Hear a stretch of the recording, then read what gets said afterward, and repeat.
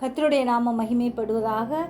இந்த புதிய நாளுக்காய் எடுத்துக்கொண்ட வசனம் 1 கொரிந்தியர் 10வது அதிகாரம் 13வது வசனம். மனுஷருக்கு நேரிடுகிற சோதனையே அல்லாமல் வேறே சோதனை உங்களுக்கு நேரிடவில்லை. தேவன் உண்மையுள்ளவராயிருக்கிறார்.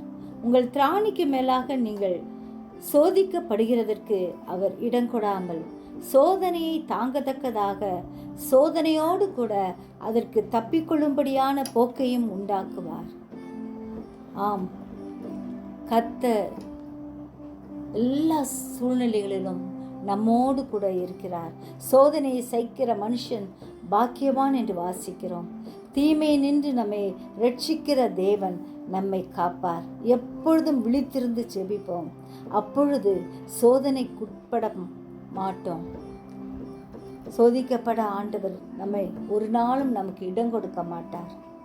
எனவே எந்த சோதனை வந்தாலும் அதை ஆண்டவர் தாமே நாம் அந்த சோதனையிலிருந்து தப்பிக்கொள்ளும்படியான போக்கையும் உண்டாக்குகிற தேவனாயிருந்து நம்மை பாதுகாப்பார். எனவே அவரையே அண்டிக் கொள்வோம், அவருக்காக வாழ்வோம். ஜெபிப்போமா? ஜீவிக்கிறதான இயேசுவே, இந்த நாளுக்காய் நன்றி செலுத்துகிறோம். ஒவ்வொருவரையும் ஆசீர்வதிங்க. சிறியோர் முதல் பெரியோர் வரை ஒவ்வொருவர் மீதும் உடைய கரம் ஆண்டவரே அமரும்படியாய் ஜெபிக்கிறோம். ஆசீர்வாதிக்கும் உடைய செட்டையின் நிழல்ல ஒவ்வொருவரையும் ஒப்பு கொடுக்கிறோம். ஆண்டவரே, சிறியோர் முதல் பெரியோர் வரை ஒவ்வொருவரையும் ஆசீர்வதிங்க.